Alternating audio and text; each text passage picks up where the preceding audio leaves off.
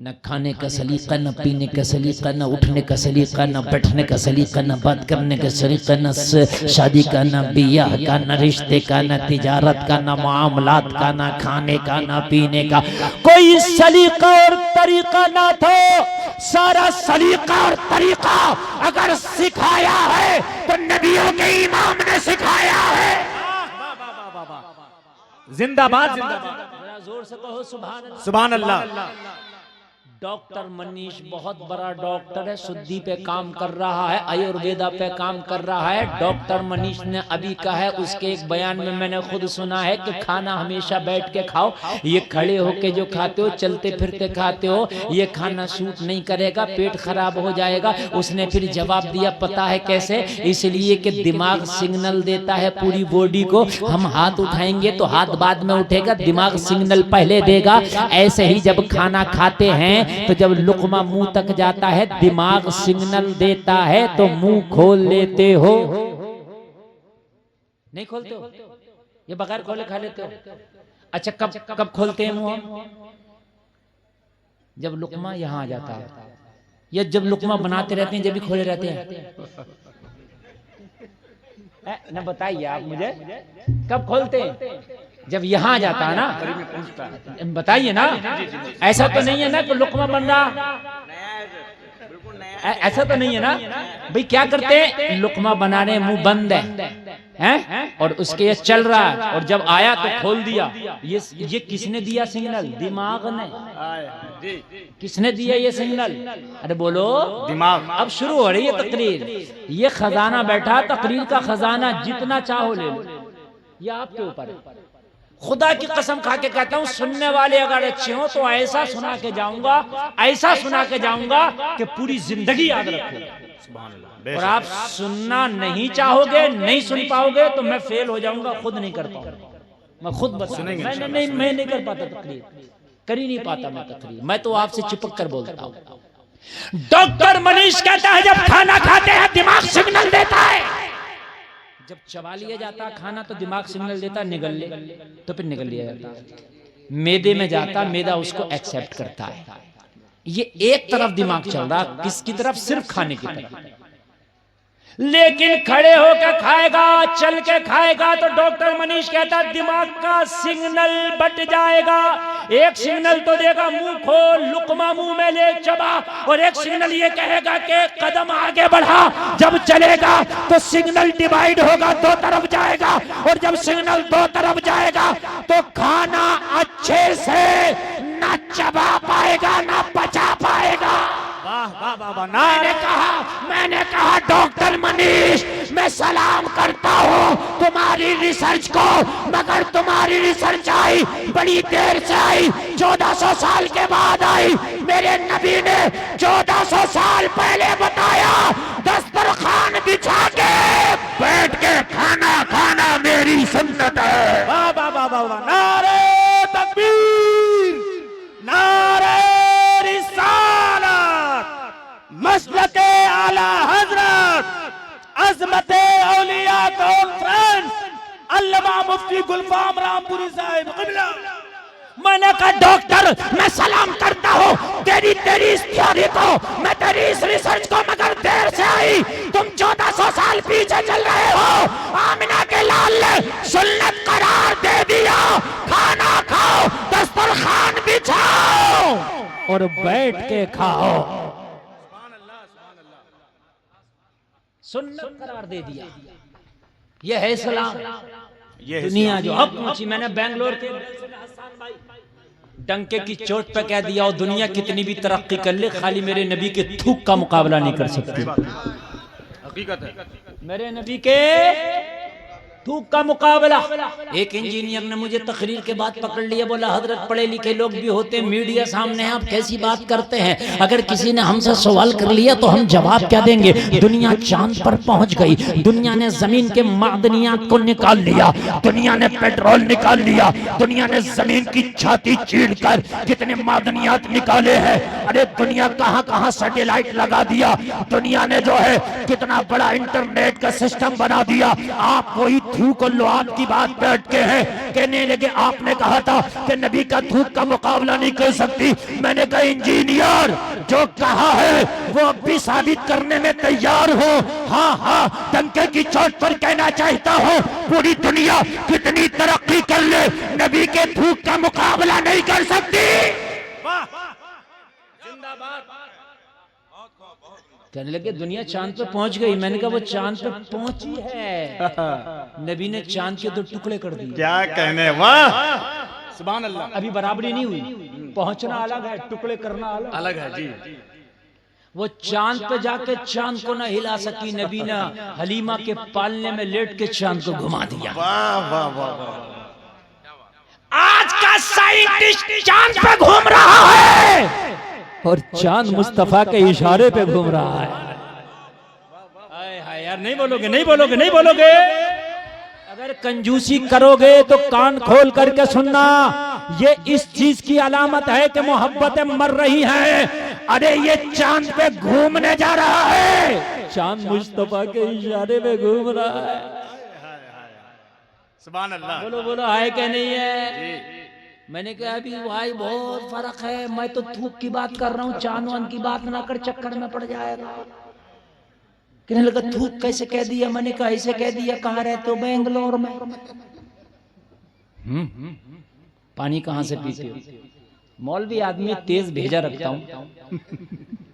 मैंने कहा इसको अगर कुरान और हदीस की मुकम्मल समझ होती तो ये सवाल ही ना करता। मुस्तफा का थूक और लुआब दहन तो बड़ी चीज है, जो जर्रा पैर से लग जाए उसका मुकाबला नहीं कर सकता कोई। लेकिन मैंने कहा जवाब तो यार देना है इसको, वरना सवाल इसका अटका रह जाएगा। मैंने कहा इंजीनियर साहब पानी कहाँ से पीते हो? कहने लगे घर से जो स्टॉक किया हुआ रहता है मटके में पानी, वो पीते। मैंने कहा हमारे यूपी में ऐसा नहीं है, बिहार में भी ऐसा नहीं है। हम तो नल चलाते हैं, निकालते हैं, पीते। ऐसा होता नहीं होता। लेकिन बेंगलोर में ऐसा नहीं है। पहले तो पानी जमीन में जल्दी निकलता नहीं, निकल जाए तो मीठा नहीं खारा निकलता। कैसा निकलता है? खारा। तो हमारे यहाँ मीठा निकलता है। तो कहने लगा हजरत हम यहाँ नहीं पी सकते, खारा है पानी, तो इसलिए मीठा पानी का टैंक आता है, स्टॉक करके रखते हैं, उसी को पीते। तो मैंने कहा यार कोई ऐसा केमिकल ना बनाया, दुनिया ने बड़ी तरक्की कर गई कि बेंगलोर की जमीन में डाल देते हो, बेंगलोर शहर का पानी मीठा हो जाता। बात है क्या नहीं है? कोई ऐसा यार केमिकल तो तैयार होना चाहिए था। कहने लगा हजरत अभी बेंगलोर ही में नहीं बल्कि महाराष्ट्र में जाओगे तो खारा मिलेगा, तमिलनाडु में जाओगे तो खारा मिलेगा, हैदराबाद में जाओगे तो खारा मिलेगा, कर्नाटक में आओगे तो खारा मिलेगा, दिल्ली में जाओगे तो खारा मिलेगा। बल्कि ज्यादातर धरती ऐसी है कि पानी खारा मिलेगा, मीठा पानी कम मिलेगा। तो मैंने कहा अभी नबी का मुकाबला नहीं किया। कहने लगा कैसे? मैंने कहा एक खारा कुआं था, नबी ने उसमें अपना थूक डाल दिया, पानी को मीठा कर दिया था। आज तक दुनिया उसका मुकाबला न कर सकी। तभी तो बरेली का लगा बोला कौन देता है देने को मुंह चाहिए, देने वाला है सच्चा हमारा नबी। नारे तकबीर, इस्तकबाल कीजिए, इस्तकबाल कीजिए। नारे तकबीर, नारे रिसालत, अज़मते औलिया कॉन्फ्रेंस। अल्लाह अकबर। जवाब दीजिए, जवाब दीजिए। या रसूल अल्लाह जिंदाबाद। क्या कहने मुफ्ती साहब? मरहबा मरहबा मरहबा।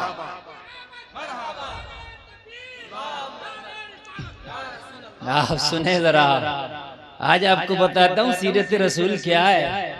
आपने बॉलीवुड को देखने जीना सीखा है, आप हॉलीवुड को देख के जी रहे हो। आप समझते क्या हो तरक्की बॉलीवुड में है, तरक्की हॉलीवुड में है। खुदा की कसम तरक्की ना बॉलीवुड के पास है, तरक्की ना हॉलीवुड के पास है, तरक्की तो मुस्तफा के कदमों में है। हाँ नहीं है, तुम किसे देख के जी रहे हो? इनको खुद जीना नहीं आता। मेरे नबी से कायनात जीना सीख रही है, मेरे नबी से कायनात रोशनी ले रही है। और जलसे में आने वालों, मेरे नबी दुनिया में तशरीफ ना लाए थे तो जिंदा बच्चियों को दफन कर दिया जाता था। वो कब्रिस्तान आज भी अब्दुल्ला हरम के पास मौजूद है। कभी मक्का शरीफ जाना हो तो देख लेना, जो नया अब्दुल्ला हरम बना है उसके बराबर में रोड है, रोड के बराबर में वो कब्रिस्तान है जहाँ मक्का की जिंदा लड़कियों को दफन कर दिया जाता था। और जलसे में आने वालों, शादी करने के उन्हें तरीके नहीं आते थे, उन्हें तिजारत के तरीके नहीं आते थे, आपस में उनके झगड़े हो जाएं तो सुलह करने के तरीके नहीं आते थे। कई कई नस्लों तक उनकी जंगें चलती थी, मगर करीम मुस्तफा है तो करीम मुस्तफा ने गले कटते हुए को गले लगाना सिखाया, करीम मुस्तफा ने रोते हुए को मुस्कुराना सिखाया, करीम मुस्तफा ने मरते हुए को जिंदगी जीना सिखाया। अरे करीम मुस्तफा ने पूरी दुनिया को बताया कि तरीका हयात अगर पाओगे तो मोहम्मद के कदमों में पाओगे। सुभान अल्लाह, सुभान अल्लाह। कहाँ जा रहा हो? आज मेरी कौम भी इधर उधर भाग रही है। अरे यार, दुनिया जाए तो जाए, उनके पास नहीं होगा कोई उनका सिखाने वाला। मेरे पास तो मेरा सिखाने वाला मौजूद है ना। अरे मेरे पास तो मेरे सिखाने वाला मौजूद है ना, जिसने ज़ाब्ता हयात को इतनी बारीकी से लिया। मेरे नबी ने इतनी बारीकी से लिया, खुदा की कसम पूरी दुनिया में किसी को भी पढ़ लो, इतनी बारीकी से उसने ज़ाब्ता हयात पेश ही नहीं किया जितनी बारीकी से आमिना के लाल ने पेश किया। मैं गारंटी के साथ कह सकता हूँ, गारंटी के साथ, इतनी बारीकी से ज़ाब्ता हयात किसी ने पेश नहीं किया, किसी ने नहीं, जितनी बारीकी से मेरे करीम मुस्तफा ने पेश किया है।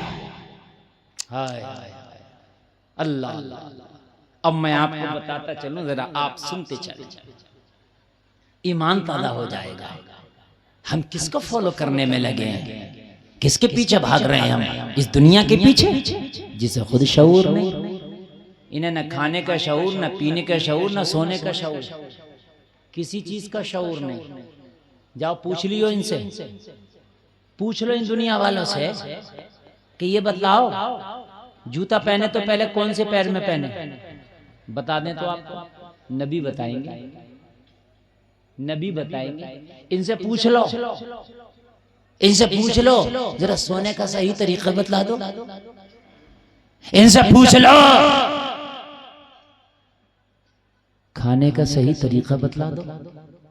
अगर बता सके तो खुदा की कसम, अब रिसर्च हो रही है मेरे नबी पर।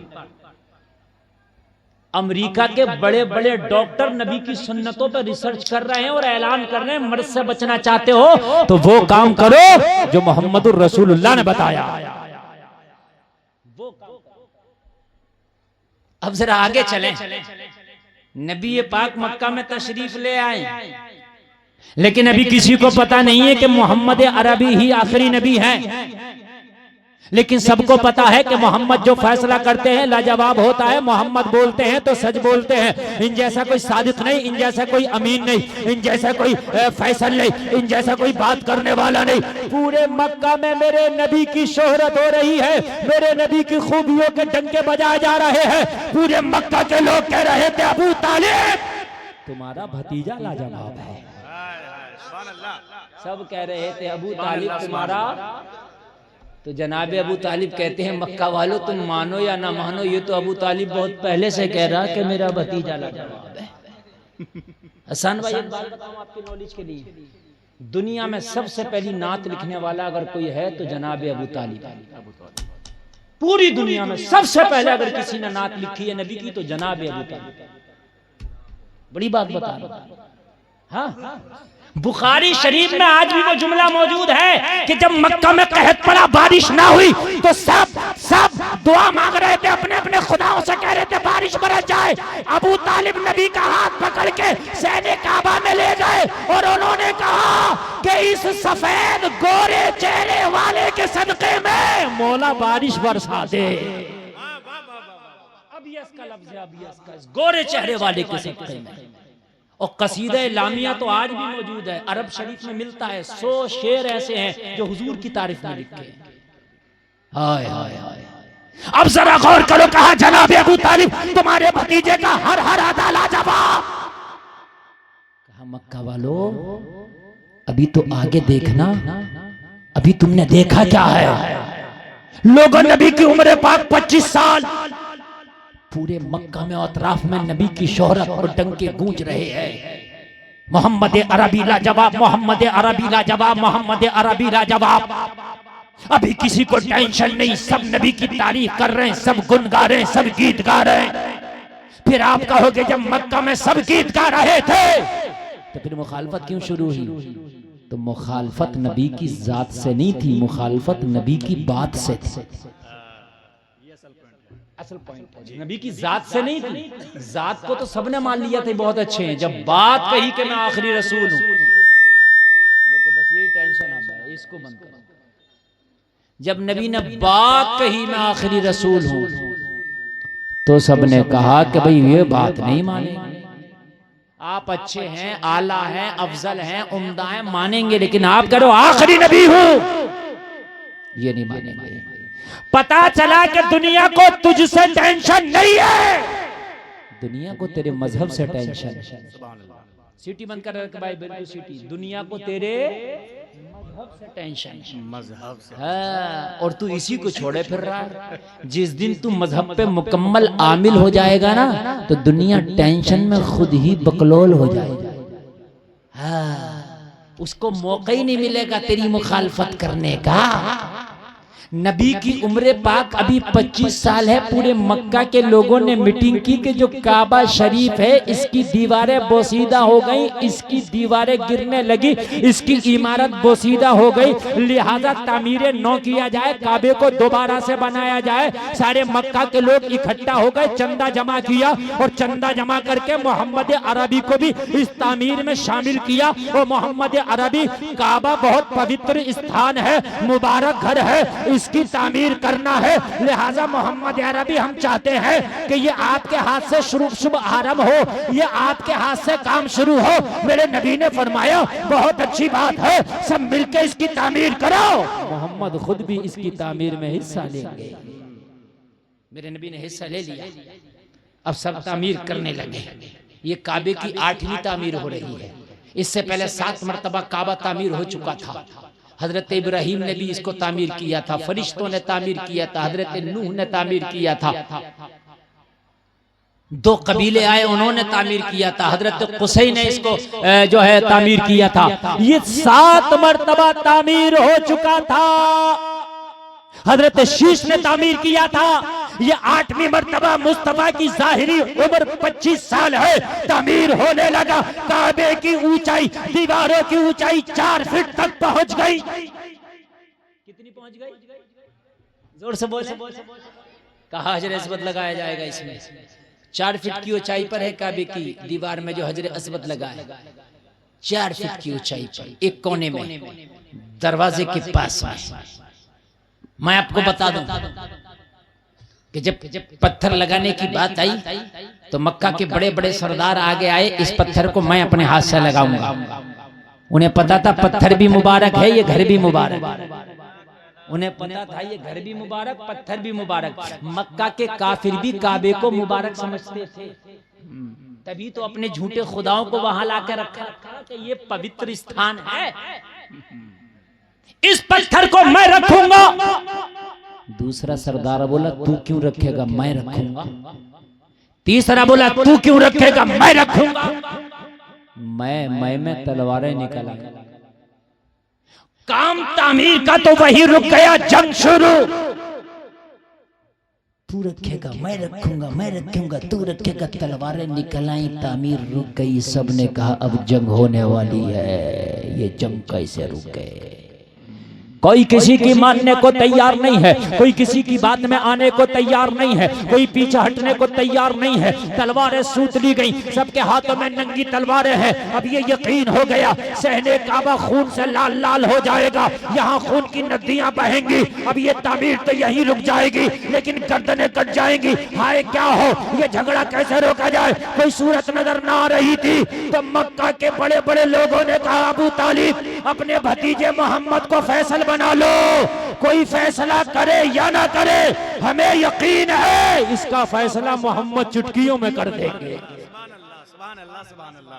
हाय हाय हाय हाय, मोहम्मद कर देंगे। चुटकियों ये में कौन कह रहे हैं? ये कौन कह रहे हैं? मक्का के वो कह रहे हैं कि जो बाद में मुखालफत भी करने वाले हैं, लेकिन जात तो सब जात का लोहा सबने माना था। समझ रहे हैं आप? जात का लोहा सबने माना था, इख्तिलाफ तो बातों से किया था।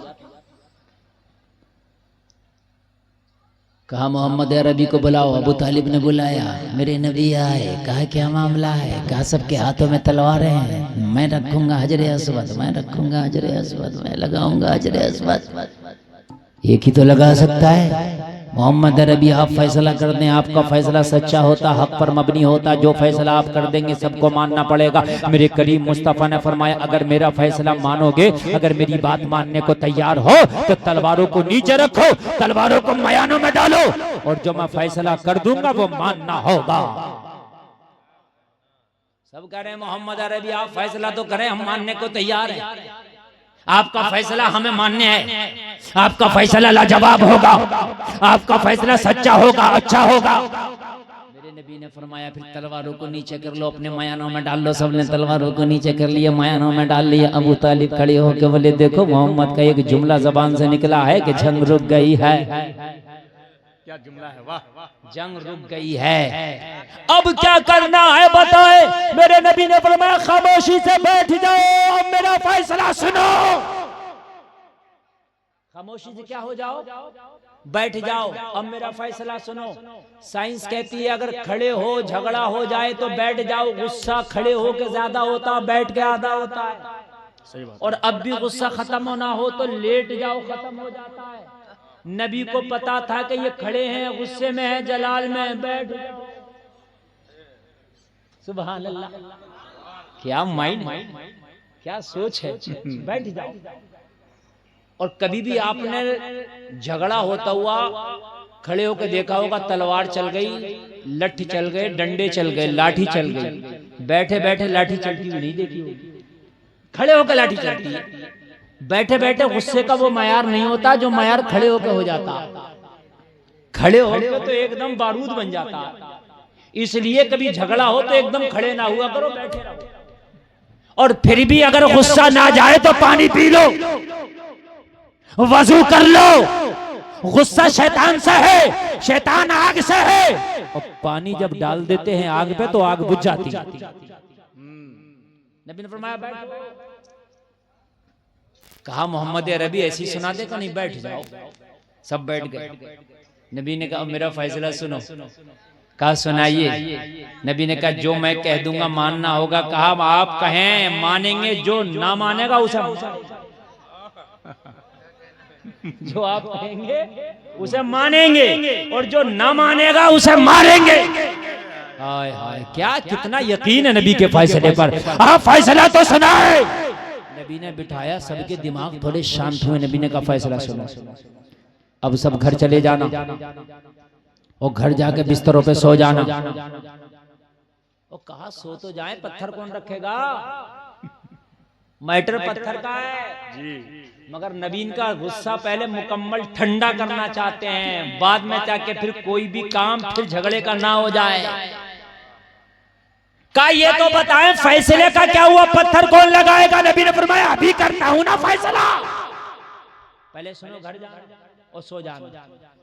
पत्थर वो लगाएगा जो सुबह को उठ के अर्ली मॉर्निंग सबसे पहले सहने काबा में आएगा, वही अपने हाथ से हजरे अस्वद को लगाएगा। वाह वाह वाह वाह। हाय हाय हाय क्या हाय, बात क्या है ये नबी की साहब, तजवीज़ वाह, है, क्या तजवीज़ है।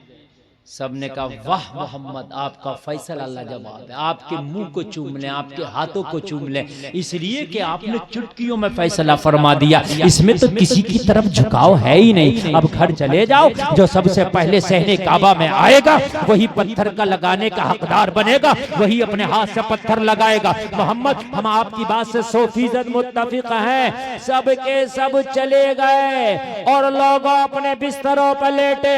आज सोच रहे थे तो सोएंगे नहीं, सबसे पहले सहने काबा में जाके हजर अस्वद के लगाने के हकदार बनेंगे। लेकिन अल्लाह जिसके नसीबे में रखे ये तो जाम उसी को मिलना है। लोगों नींद तारी हो गई, सहने काबा में सबसे पहले अगर कोई आया तो कोई और नहीं आया, आमीना का लाल आया। वाह वाह वाह वाह, जिंदाबाद जिंदाबाद। मेरे करीम क्या कहने मुफ्ती साहब, सहने का सब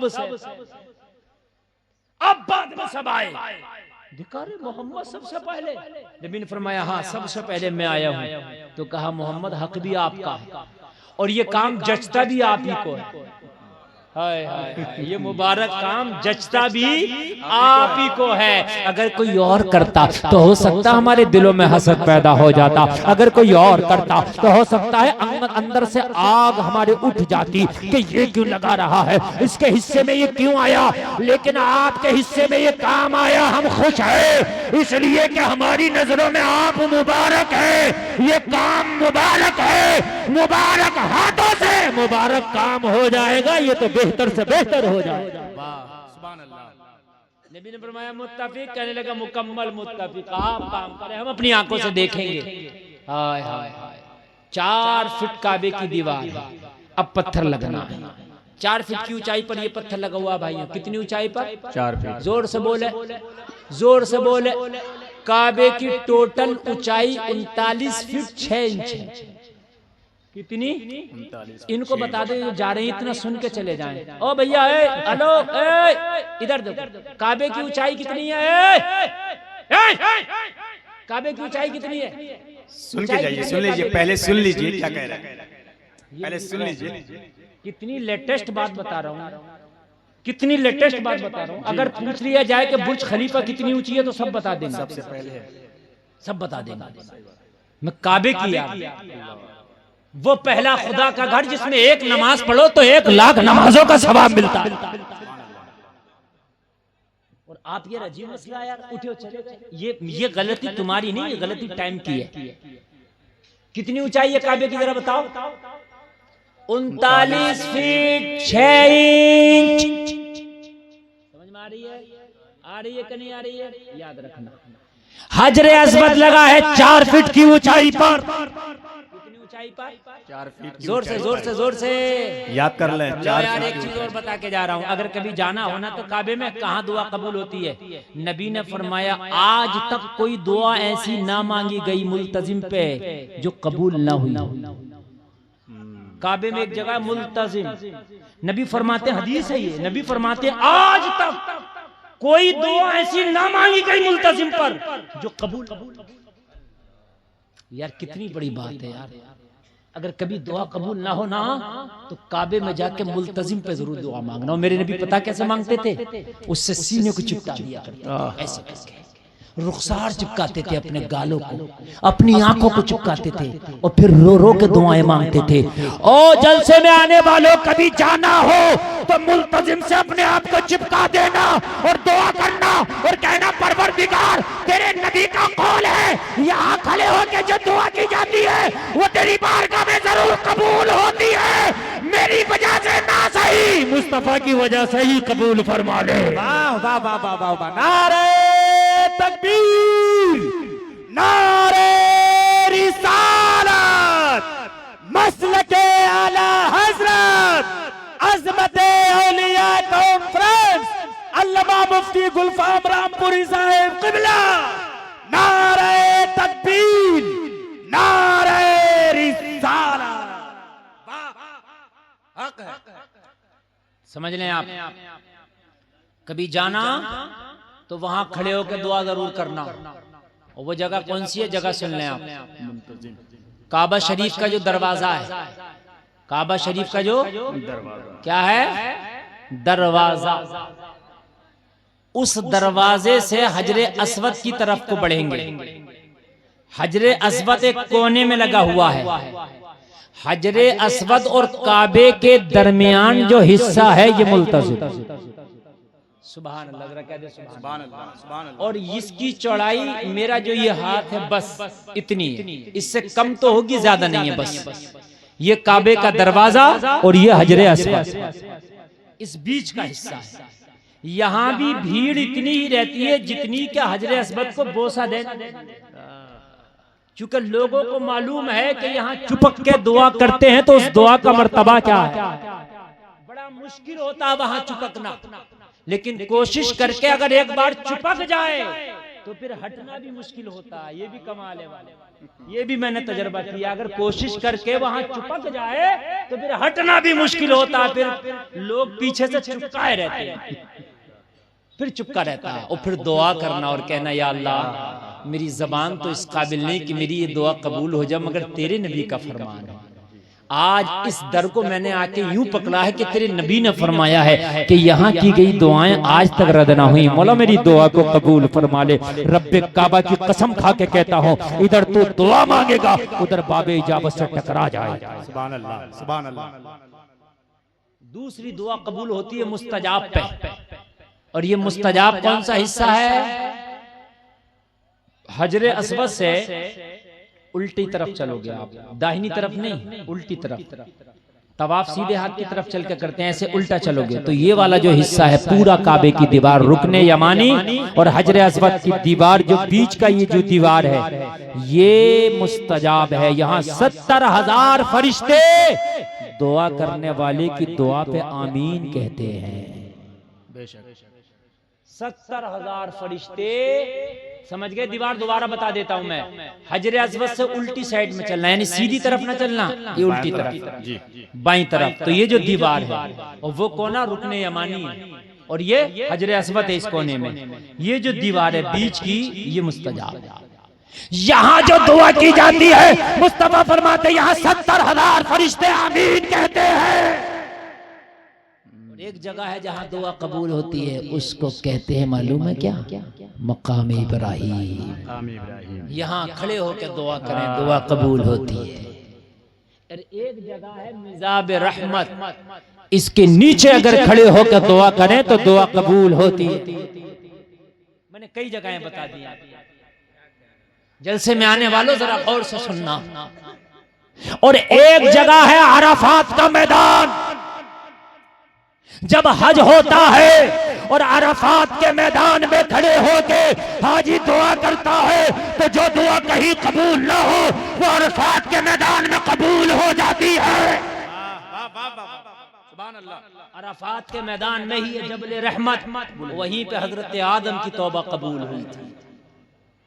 बड़ी बातें हैं जो मैं बता रहा हूं आपको, लेकिन एक गुनाह ऐसा है जिसकी माफी मुल्तजिम पे भी नहीं होती, जिसकी माफी मुस्तजाब पे भी नहीं होती, जिसकी माफी अराफात के मैदान में भी नहीं होती, जिसकी माफी मुज़दलिफा में भी नहीं होती, जिसकी माफी मकाम इब्राहीम पर भी नहीं होती। अब जरा सुनो, अगर जिगर रखते हो और कलेजा रखते हो, जलसे में आने वालों कहने वाला मालिक बिन दिनार है, नाम याद कर लेना। मालिक बिन दिनार ने हज किया और हज करने के बाद में दुआ करने लगे, मौला इस साल लाखों हाजियों ने हज किया है मगर पता नहीं किसका कबूल हुआ किसका नहीं हुआ। मालिक बिन दिनार सजदे में जाके दुआ कर रहे हैं। लोगों जरा गौर करो, मालिक बिन दिनार को बताया गया, जवाब मिला, ओ मालिक बिन दिनार इस साल सबका हज कबूल कर लिया है अल्लाह ने, लेकिन एक शख्स है जिसका हज कबूल नहीं हुआ। तड़प गए, या अल्लाह कहीं वो मैं ही तो नहीं हूं जिसका हज करीब नहीं कबूल नहीं हुआ। और उसकी मौला वो है कौन जिसका हज कबूल नहीं किया गया। कहा छोड़, मालिक बिन दिनार क्यों पूछता है, मेरे मौला मुझे बता दे कहीं वो मैं तो नहीं हूं कि जिसका हज कबूल नहीं हुआ। कहा तेरा तो कबूल कर लिया गया। ए मेरे रब फिर वो कौन है कम नसीब जिसका हज कबूल नहीं हुआ। जवाब मिला, देखना चाहता है, मिलना चाहता है, बात करना चाहता है। हाँ मौला मैं मिलना चाहता हूँ, देखना चाहता हूँ, बात करना चाहता हूँ और उसका गुनाह भी मालूम करना चाहता हूँ कि आखिरकार हज किया और कबूल हुआ क्यों नहीं। तो कहा जा, चला जा। बल्ख का रहने वाला है, नाम मोहम्मद बिन हारून है, खेमे में बैठा है, उसका हज कबूल नहीं। अल्लाह अकबर। बहुत बड़ी बात बता रहा हूं, जरा सुन लें आप, सुन लें जरा आप, जरा सुन लें, कहीं वो गुनाह आप तो न कर बैठे। अगर वो गुनाह कर बैठे हो तो खुदा रहा हाथ जोड़कर अर्ज करता हूं तलाफी कर लो, मरने के बाद तलाफी ना हो सकेगी।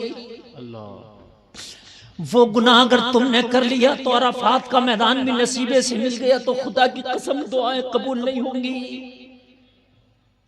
खुदा की कसम सहने काबा भी मिल गया, मुल्तज़म मुस्तजा मिजाब, खुदा की कसम कुछ भी मिल गया दुआएं कबूल ना हो सकेगी। जलसे में आने वालों, इस गुनाह का इर्तिकाब कहीं तुम तो ना कर बैठे हो, अगर हो गया है तो माफी करना। वो तरीका भी बताऊंगा माफी का। सुनो यार, मौला नाम क्या है? का मोहम्मद बिन हारून बल्खी है। मालिक बिन दिनार लोगों से पूछते पूछते, लोगों बल्ख के हाजी किधर ठहरे हैं? लोगों बल्ख के हाजियों का कयाम क्या है? उन लोगों ने इशारतन बताया, उन लोगों ने एड्रेस बताया। उन लोगों मालिक बिन दिनार पूछते पूछते, एड्रेस मालूम करते करते बल्ख के हाजियों के खेमों तक पहुंच गए। वहां पूछा कि ये बल्ख के हाजियों का कयाम है? लोगों ने कहा हाँ, यहाँ बल्ख के हाजी रहते हैं, वहीं उन्हीं का कयाम है। तो कहा फिर ये बताओ यहाँ कोई मोहम्मद बिन हारून भी है? इतना सुन के लोगों में सन्नाटा तारी हो गया। कहने लगे उसका नाम क्यों पूछते हो? कहने लगे पूछना है, उसका खेमा बता दो कहाँ है। उसका नाम मुझे पता है मगर खेमा बता दो, मिलना चाहता हूँ। किसी ने बताया उसका खेमा उस कोने में है, उस कोने में पड़ा होके कहीं रो रहा होगा। देख अपने खेमे में वो पड़ा होगा, रो रहा होगा। कहा क्यों? कहा ये तो जाके उसी से पूछना क्यों।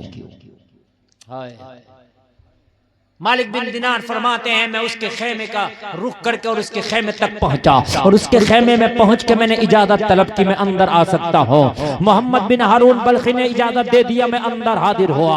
मैं अंदर हाजिर होकर क्या देखता हूं, मुसल्ले पे बैठा है, आंखों में आंसू है, दाढ़ी आंसुओं से तर है, आंसुओं के कतरे टपक रहे, दामन भीग चुका है, मुसल्ले पे आंसू पड़े हैं, मुसल्ला भीगा हुआ है, निगाहें झुकी हैं, शर्मसार है। मैं जाकर के बैठ गया, मैंने सलाम किया, जवाब मिल गया। मैंने कहा मोहम्मद बिन हारून बल्खी तेरा ही नाम है? हाँ हाँ मेरा ही नाम है। अल्लाह अल्लाह। जब इतना कहा तो मालिक बिन दिनार कहते हैं मोहम्मद बिन हारून बल्खी की चीख निकल गई। मालिक बिन दिनार ने कहा मैंने तो तेरा नाम ही पूछा है, तू चीख क्यों निकल गई, तू रोने क्यों लगा? मोहम्मद बिन हारून बल्खी कहता मुझे पता है तू क्यों आया। अल्लाह, मुझे पता है तू क्यों आया? क्यों आया है? कहा क्यों आया हूं मैं? कहने लगा तू ये बताने आया है कि इस साल भी मेरा हज कबूल नहीं हुआ है। अल्लाह, हैरत में पड़ गए। मालिक बिन दिनार कहते मैं माथा पकड़ के बैठ गया, या अल्लाह ये तो मुझे ही इल्हाम हुआ था, इसे कैसे पता चला? इसे कैसे पता चला? मैं पकड़ के बैठ गया। मैंने कहा क्यों? तुझे कैसे पता मैं ये बात बताने आया हूँ? हाँ हाँ मैं बतलाने तो यही आया था, मगर तुझे कैसे पता? तो मोहम्मद बिन हारून बल्खी ने कहा ओ आने वाले अपना नाम बता। कहा मेरा नाम मालिक बिन दिनार है। कहा आने वाले मैं आज से नहीं बल्कि मुझे हज करते करते तकरीबन 40 से 50 साल हो गया, हर साल हज करता हूँ। हज के बाद कोई अल्लाह का वली आता है और आके बता जाता है कि तेरा हज कबूल नहीं हुआ है। हर साल बताता है कोई अल्लाह का वली। और आने वाले तू भी अल्लाह का वली है, तुझे अल्लाह की तरफ से ये पैगाम भेजा गया है कि बता जाके। मैं जवानी से बूढ़ा हो गया, आज तक हज पे हज कर रहा हूँ, हर साल पैदल आता हूँ, हर साल पैदल हज करता हूँ, मगर हर साल हज के बाद कोई अल्लाह का वली आता है और आके बता जाता है कि तेरा हज इस साल कबूल नहीं हुआ। चीख निकल गई। मालिक बिन दिनार ने गले से लगाया और गले से लगा के फरमाया बात क्या है? कहने लगा पर्दे में रहने दे, पर्दे में भलाई है। ना पूछ गुनाह इतना बड़ा है, बताते हुए शर्म आती है। हाय हाय, बारे गुनाह ने चलने न दिया गालिब, कांधों पे सवार शर्मसार आया। कहने लगा शर्म से डूबा हूँ, अश्के नदामत बहाता हूँ, काश मेरी दुआ कबूल हो जाए, लेकिन नहीं होती।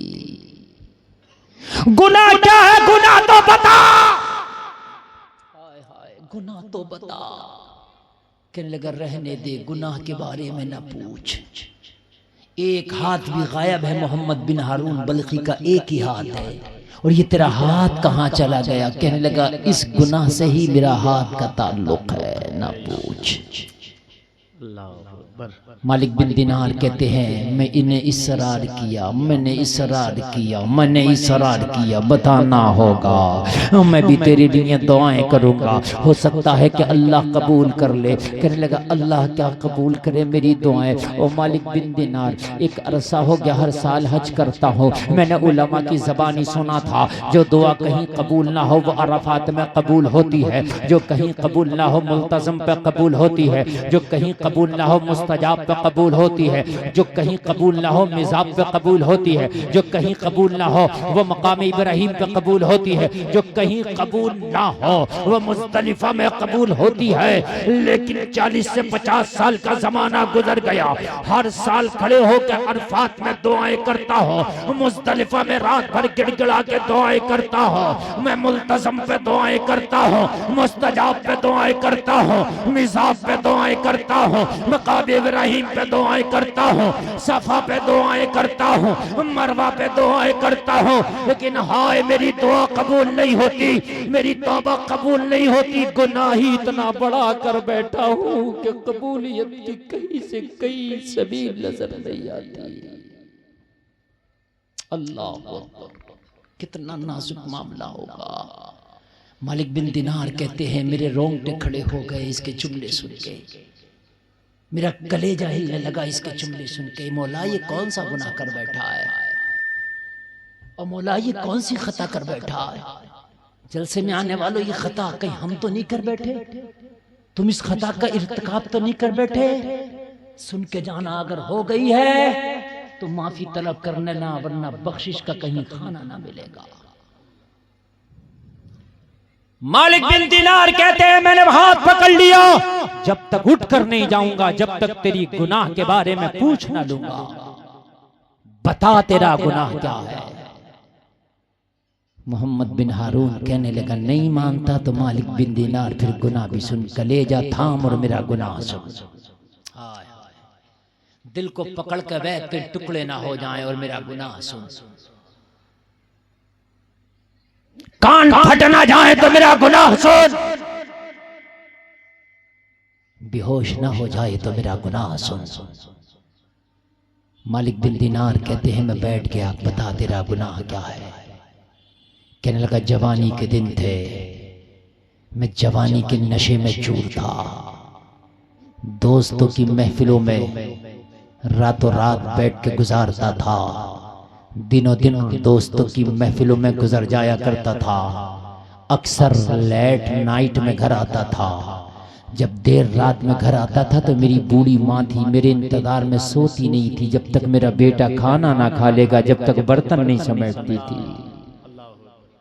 हाय हाय, रोजाना का मेरा मामूल था, मेरी माँ रोजाना कहती थी मेरे लाल जरा जल्दी आ जाया कर, मैं तेरे इंतजार में खाना भी नहीं खाती हूँ और बर्तन भी नहीं समेटती हूँ, और मेरे लाल जरा जल्दी आ जाया कर। भाई आवाज में मजा नहीं आ रहा, थोड़ा सा बढ़ा दो, बड़ा यार ये मेहनत खा रहा है, थोड़ा सा ऐसा बढ़ा दो। ये मैं आवाज से ना जरा दूर कर रहा हूँ ना, 4 अंगल भी तो आवाज नहीं ले रहा। इसका कमाल मैं का ये होता है कि अगर मुंह दूर भी करो तो आवाज ले ले। आपको आवाज आ रही है मेरी कि नहीं आ रही है? आ रही है ना? ठीक है आ रही है। तो कहने लगा मेरी जवानी के दिन थे, मैं लेट नाइट घर पे आता, रोजाना मेरी माँ कहती मेरे लाल जरा जल्दी आ जाया कर, मेरी बूढ़ी हड्डियां हैं, मुझे रात को ज्यादा देर तक जागना नुकसान देता है। मैं रोजाना माँ की बात सुनता लेकिन अमल किसी दिन नहीं करता। कहने लगा एक दिन ज्यादा ही लेट में आया, लेकिन शराब पी के आया था दोस्तों में, नशे में मुकम्मल तौर से धुत था, मैं झूमता हुआ आया था, मेरे दिमाग पर शराब का नशा था तारी था। मैंने चौखट में कदम रखा, सर्द रात थी। मेरी माँ बूढ़े वजूद के साथ बैठी थी मगर थर थर कांप रही थी सर्दी की वजह से। मगर प्यार और मोहब्बत इतना गालिब था कि मेरी माँ सो न सकी। मैंने अंदर कदम रखा, मेरी माँ ने तंदूर जला के रखा था। मेरा लाल आएगा, सर्दी का मौसम है, गरम गरम रोटियां सेक के खिलाऊंगी, गरम गरम रोटियां डाल के से खिलाऊंगी। कहने लगा जैसे ही मैंने कदम रखा और कदम रख के बूढ़ी माँ को कहा, ओ माँ मेरे लिए खाना ला, तो बूढ़ी माँ ने कहा मेरे लाल आज ज्यादा ही देर कर दिया, तेरी माँ सरे शाम से तेरे इंतजार में बैठी है। मैं तंदूर बार बार जला रही हूँ, तंदूर ठंडा हो जाता है फिर जलाती हूँ। मेरे लाल को रोटियां ठंडी नहीं गरम गरम खिलाऊंगी। ओ मेरे लाल कितनी बार कहा है दोस्तों की महफिल से जल्दी आ जाया कर, मगर आज माँ की बातों का कोई असर ना था, इसलिए कि शराब के नशे में चूर था। जब मेरी माँ के करीब पहुंचा, मेरी माँ को मेरी बू आई कि मेरे मुंह से शराब की बू आ रही है। मेरी माँ ने कहा शर्म किया कर, शराबे पी के आता है, रात के इतने अंधेरों में आता है, इतनी देर रात को आता है, अरे अपनी माँ का तो ख्याल किया कर। कहने लगा माँ के ये जुमले मुझे गिरा गुजरे, मैंने माँ को धक्का मारा, नशे में चूर था, मैं जवान था, माँ बूढ़ी थी कमजोर थी, मैंने हाथ का धक्का मारा, एक ही धक्के में मेरी बूढ़ी माँ तंदूर में जा गिरी। तंदूर दहक रहा था, मेरी माँ गिरी, माँ की चीखें बुलंद हुई, बूढ़ी माँ थी संभल न सकी, इतना कब्जा ना था कि अपने आप को बचा लेती। माँ की चीखें बुलंद हुई, पड़ोसियों ने सुना, जब तक आए मेरी माँ जल चुकी थी, माँ जल चुकी थी। मेरे पड़ोसियों ने मुझे कमरे में बंद कर दिया। दूसरे दिन जब नशा हल्का हुआ, दोपहर के वक्त में नशा उतरा। मोहम्मद बिन हारून बल्खी कहता कि मेरे घर में मेहमानों का तांता लगा था। मैं सर को पकड़ के कमरे से बाहर निकला, मैंने पूछा ये भीड़ कैसी है, ये मजमा कैसा है, ये मेहमान कैसे है। सबने कहा ओ सालिम, रात तूने माँ को धक्का देकर तंदूर में डाला था, तेरी माँ का इंतकाल हो गया, उसी इंतकाल में ये सारे मेहमान आए हैं। हाय मोहम्मद बिन हारून कहता है मेरी तो दुनिया लुट गई, आंखों के आगे अंधेरा आ गया, मैं जमीन पर बैठ गया कलेजा पकड़ के, माँ का इंतकाल हो गया, अरे मेरी माँ का चेहरा दिखा दो। लोगों ने कहा दफन हो चुका है, नशे से बाहर आने में तुझे देर लग गई, दफन हो चुका है, नशे में बाहर आने में तूने देर लगा दी। हाय हाय, अब ये टाइम नहीं है, ये तो उस वक्त होता जिस वक्त अगर आप मुझे कराते तो मैं 1 लाख कराता। ये तो तकरीरी सुनने तो बड़ी बात है, वो सुन रहे हैं मगर मैं जिगर और गुर्दा पेश कर रहा हूं उनके सामने। अल्लाह अमल की तौफीक दे। अल्लाह अल्लाह, तूने देर कर दी। मालिक बिन दिनार कहते मेरी चीखें निकल गई। हाय हाय, बूढ़ी माँ का कातिल कहने लगा कि जब मुझे ये होश आया कि मैंने क्या कर दिया, बहुत देर हो चुकी थी। मैं घर के अंदर गया, मैंने हसिया निकाला और अपने एक हाथ से उस हाथ को काट डाला जिस हाथ से मां को धक्का दिया था। लेकिन हाथ काटने से गुनाह की तलाफी ना हो सकी। मैं दर दर भटकता फिरा, उलमा की चौखटों पे भागा फिरा। हर आलिम का यही जवाब था, तेरा गुनाह बड़ा है, पता नहीं माफी कैसे होगी, माँ का कातिल है। कहने लगा मैं रुसवाए जमाना हो गया। फिर मुझे पता चला कि अराफात में जो दुआएं कबूल होती हैं, जो कहीं कबूल ना हो वहां होती हैं। तो मैं हज के सफर पे निकला, अराफात में दुआएं की, मुल्तज़म पे की, मुस्तजाब पे की, गिड़गिड़ा के। लेकिन जब हज पूरा होता है तो कोई अल्लाह का वली आता है, आके बता जाता है कि तेरा हज कबूल नहीं हुआ। हाय हाय, पूरी जिंदगी मेरी गुजर गई, पूरी जिंदगी, पूरी जिंदगी इसी तरह से। जलसा में आने वालों, कहीं अपने बूढ़े माँ बाप का तुम दिल तो ना दुखा बैठे हो, कहीं तुम उन्हें उफ तो ना कह बैठे हो, कहीं उन्हें गाली तो ना दे बैठे हो, कहीं नाराज तो ना कर बैठे हो। अगर तुमने उनका दिल दुखाया है, कदमों को पकड़ लो। वो कहने लगा माँ, कह देना माँ ये जान तेरी है, चाहे तो ये जान ले ले, मगर अपने बेटे को माफ कर दे। जब तक तेरा बाप तेरी माँ तुझे माफ ना करते, उसके कदमों को ना छोड़ना। उलमा से दुआएं कराते हो, पीरों से दुआएं कराते हो, अजमेर जाते हो, बगदाद जाते हो, रब्बे काबा की कसम, चाहे मदीना क्यों ना चले जाओ, अगर माँ बाप के गुस्ताख हो तो दुआ कहीं कबूल नहीं होगी, कहीं कबूल नहीं होगी। कहीं बूढ़े माँ बाप को तकलीफ तो ना दे दी है। और अगर बूढ़े माँ बाप इंतकाल कर गए, चाहता है कि उनकी रूह तुझसे खुश हो, तो तेरी जो बहनें हैं ना, उनसे भलाई का मामला कर। त्योहारों पे बहनों के घर जाया कर, बहनों के बच्चों के लिए कुछ तोहफे ले जाया कर, त्योहारों पे बहनों को बुला लिया कर। माँ बाप के जो रिश्तेदार हैं ना, इनसे मामला रखा कर, माँ बाप के रिश्तेदारों को घर पे बुलाया कर, माँ बाप के रिश्तेदारों से मामला तोड़ना, इनसे मामला रख। माँ बाप के जो तेरे दोस्त हैं, उन दोस्तों से मामला बना के रख। खुदा की कसम, यहाँ दुनिया में वालिदैन के रिश्तेदारों को तू गले से लगा के रखेगा, तेरे वालिदैन की रूह तुझसे खुश हो जाएगी, खुश हो जाएगी। और जलसा में आने वालों, तेरे महबूब ने जो तुझे रास्ते बताए हैं, खुदा की कसम तू उनसे हटकर जिंदगी गुजारेगा, तबाह हो जाएगा, तबाह हो जाएगा, तबाह हो बर्बाद हो जाएगा। अगर माँ बाप नाराज है तो कदमों को पकड़ ले, और जब तक छोड़ना, जब तक वो राजी ना हो जाए। तेरा माँ बाप तेरे दुआओं का शजर है, वो दुआ कर देना तो दुनिया का कोई डॉक्टर जो इलाज ना कर सके, वो इलाज तेरी माँ बाप की दुआएं कर देती है। मैंने तजर्बा किया, खुदा की कसम खा के कहता हूँ, डॉक्टर भी अगर कह देना कि अब इस मर्ज का कोई इलाज नहीं है, तेरी माँ अगर मुसल्ले पे बैठ के अल्लाह की कसम खा के कहता हूँ दुआ कर देना, तो डॉक्टर की जबान भी झूठ साबित हो जाती है, तेरी माँ की दुआएं सच साबित हो जाती है। क्या हकीकत पेश है, वाह। मेरा एक दोस्त था, मेरा एक दोस्त है, वो अभी मुझसे कहने लगा, हजरत मेरा कारोबार नहीं था, मैंने मेडिकल रख लिया। मेडिकल स्टोर जानते हैं, अंग्रेजी दवाओं का। मैंने रख तो लिया, लेकिन हजरत वो डॉक्टरों की लिखाई वाले पर्चे मुझे समझ में नहीं आते थे। कोई दवा लेने आता ना तो वो मुझे समझ में नहीं आते थे। डॉक्टरों की लिखाई अजीब सी घसीटन होती है, वो नहीं समझ में आते। हकीमों की हो, डॉक्टरों की हो, वो जल्दी नहीं समझ में आते। कहने लगा मेरे पास कोई पर्चा लाता, मैं उसको पढ़ता, समझ में नहीं आता, फिर किसी के पास व्हाट्सएप पे भेजता, जब तक वो मुझे बतलाता ये दवा लिखी है, इतने में ग्राहक चला जाता, आगे से ले लीजिए।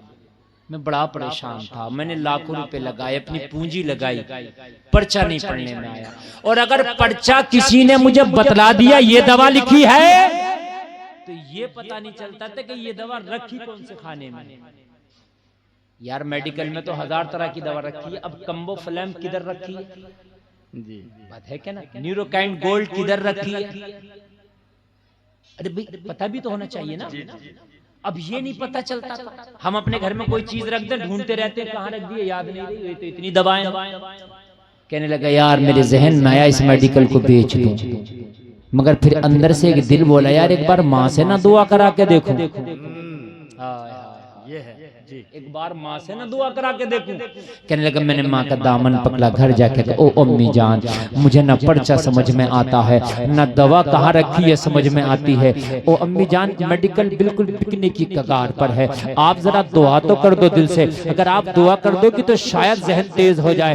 कसम खा के कहता मिंबरे रसूल पे बैठा हूँ, कह रहा मेरी माँ ने दुआएं की थी, मेरी माँ ने दुआएं की थी, 1 हफ्ता ना लगा था किसी भी डॉक्टर का पर्चा ले आ, देखता हूं सेकंडों में पढ़ लेता हूं। ये माँ की दुआओं का कमाल है, मेरी माँ की दुआओं का कमाल।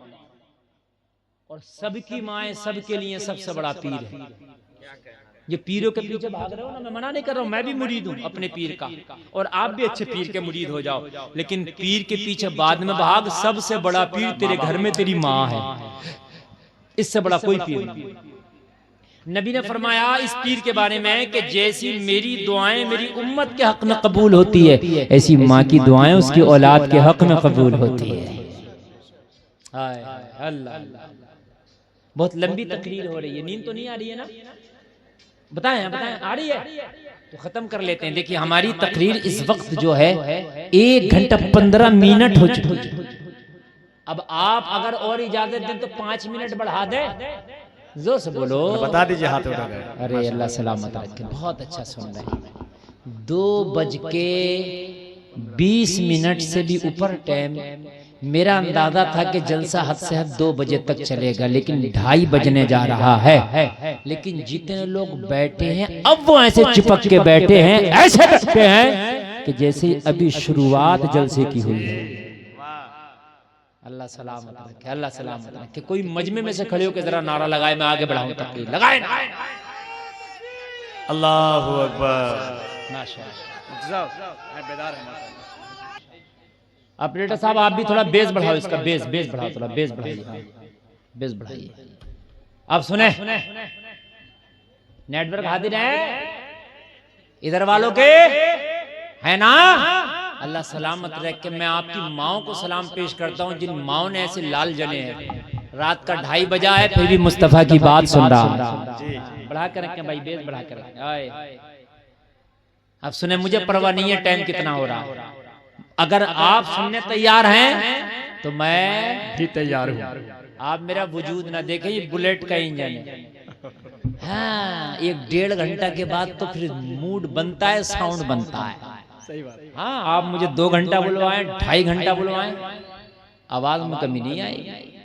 सही बात। हाँ, मगर कमी आपकी भी नहीं आनी चाहिए। जरा बोले सुभान अल्लाह, बराबर होता है। जरा और जोर से बोले सुभान अल्लाह। अल्लाह सलामत रखे। ले सुने यार, मजा आएगा। आप चलिए उनका कर दूंगा, टेंशन मत लीजिए। हाँ, मूड जब मेरा बन जाए ना तो मजा आता है। अभी हसन भाई बैठे हैं, ये अब बहुत कलाम पढ़ेंगे। अब तो जलसा शुरू हुआ इंशाअल्लाह। जो आए थे लफंगाई करने वो चले गए, अब रास्तों पे नहीं होंगे। अब जो यहाँ बैठे हैं ये जलसा सुनना है और सुन रहे हैं।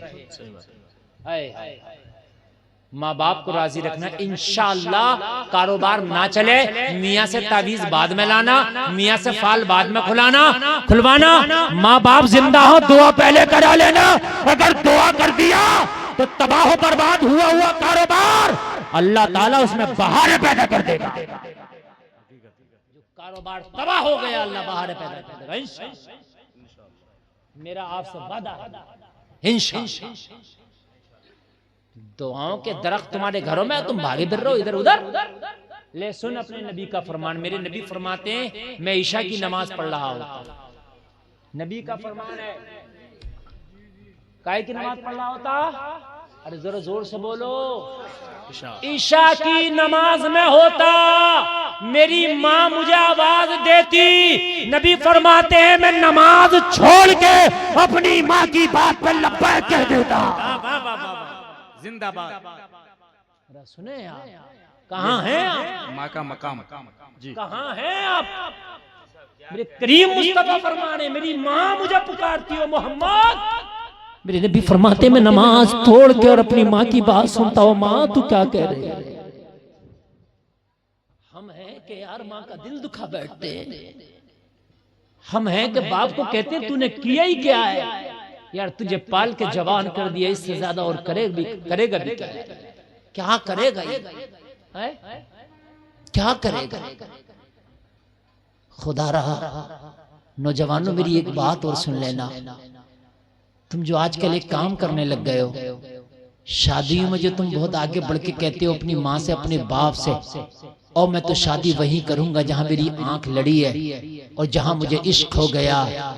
एक बार इन बूढ़ों से भी पूछ लिया करो, जिस दिन से तू पैदा हुआ था ना, तेरी शादी के ख्वाब सजा के इन्होंने जवानी तक रखे थे। जिस दिन से तू पैदा हुआ था ना और तेरी जवानी तक इन्होंने तेरी शादी के ख्वाब सजा के रखे थे। इन्होंने अपना पेट काटा था, अपने बेटे की लाल की शादी करूंगा, अपनी बिटिया की शादी करूंगा, और तू कैसे कह देता है कि तुम होते कौन है मेरी शादी का फैसला करने वाले? मैं वहीं शादी करूंगा जहां मेरा दिल चाहेगा ना। वो जलसे में आने वालों, शादी करना मर्जी से मना नहीं करता, मगर एक बार इन बूढ़े माँ बाप की रजा भी हासिल कर लेना यार। ये दुआएं दे देंगे, अल्लाह तेरी शादी को मुबारक कर देगा। सुभान अल्लाह, अल्लाह तेरी शादी को मुबारक कर देगा। जरा सुन ले, जरा सुन ले। नबी ने फरमाया अब बताओ पत्थर कौन लगाएगा काबे में? बात रुकी थी नहीं पर। हाँ, बात यहीं रुक गई थी ना। अब बताओ पत्थर कौन लगाएगा? अरे जरा जोर से बोलो पत्थर। कहा मोहम्मद रबी अब तो हक तुम्हारा है, सबसे पहले सहने काबा में हमने आपको पाया है। तो मेरे नबी ने फरमाया मोहम्मद का दामन इतना तंग नहीं है कि मक्का वालों की छोटी सी ख्वाहिश भी ना आ सके। जुमला सुने, जुमला सुने। मोहम्मद का दामन इतना तंग नहीं है कि मक्का वालों की एक छोटी सी ख्वाहिश भी ना आ सके। और मक्का वालों हक मोहम्मद का है, मगर नबी ने अपनी चादर को उतार के जमीन पे बिछा दिया, हजरे अस्वद को चादर पे रख दिया और चादर पे रख के फरमाया मक्का वालों सारे लोग मेरी चादर को पकड़ के उठाओ और सब मिलके काबे की दीवार में हजरे अस्वद को लगाओ। सुभान अल्लाह, सुभान अल्लाह। हाय, सब कह रहे थे मोहम्मद लाजवाब है।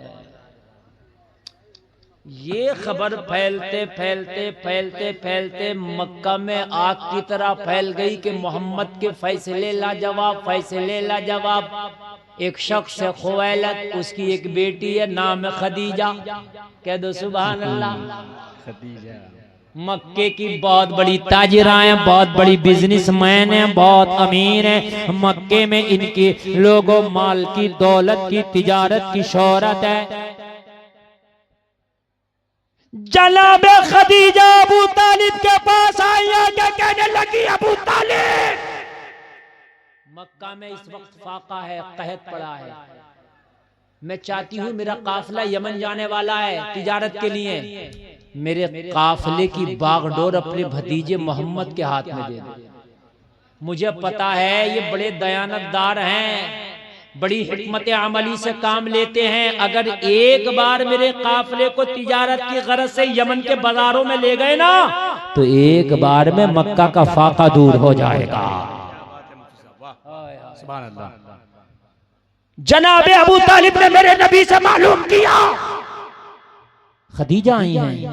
नबी ने फरमाया हमारी चौखट पे आके आज तक कोई खाली गया है जो आज खदीजा को खाली भेजा जाए? आई है तो कह दो हम सलार बनेंगे काफिले के, हम जाएंगे और हम तो भूखों को खाना खिलाने आए हैं। हाय हाय हाय, क्या कहत पड़ा है, इस कहत को दूर हम करेंगे।